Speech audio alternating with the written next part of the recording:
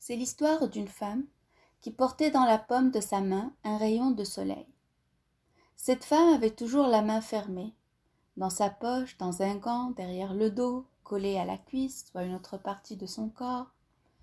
Ce n'est que la nuit, quand elle se retrouvait seule, loin des yeux des curieux, qu'elle dépliait les doigts et ouvrait sa main pour la détendre et pour laisser respirer ce rayon de lumière.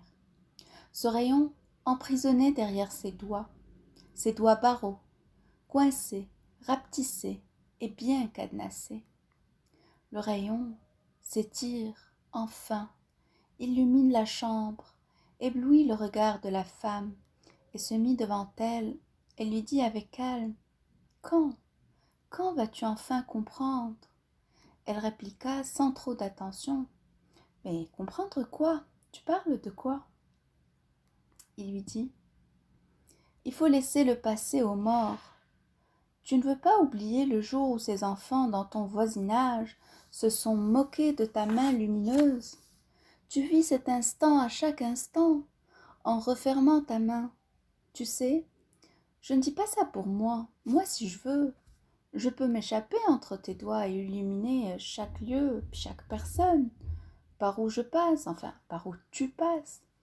Mais je te respecte, je respecte tes choix et ton rythme. Tu restes coincé dans un souvenir, crispé entre les doigts de ta mémoire qui se referme sur toi, puis sur moi aussi, et empêche ta lumière de briller. » La petite lumière s'approche du visage de la femme, illumine ce regard fuyant qui savait à quel point ses paroles sonnaient justes. La lumière alors se mit en boule et grimpa au-dessus du lit, en se transformant en un écran qui l'invita à regarder défiler comment sera sa vie si elle faisait éclater ses grillages et laissait passer la lumière, faire tomber les murs de la peur et surtout du qu'en dira-t-on. Elle vit la joie que sa lumière pouvait apporter aux autres petits écrans et se sentit honteuse de son égoïsme, qui n'avait de souci que la maintenir loin de tout, loin de toute provocation possible, dans cette fausse tranquillité où elle est en déni d'elle-même.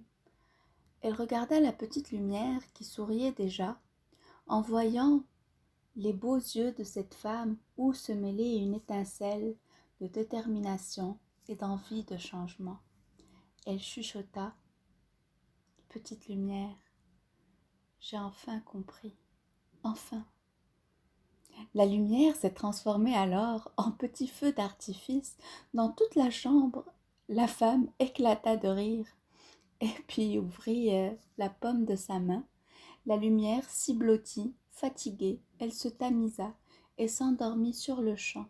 Quant à la femme, elle la regarda avec les yeux doux, s'excusa, la caressa du revers de son autre main et ne dormit pas.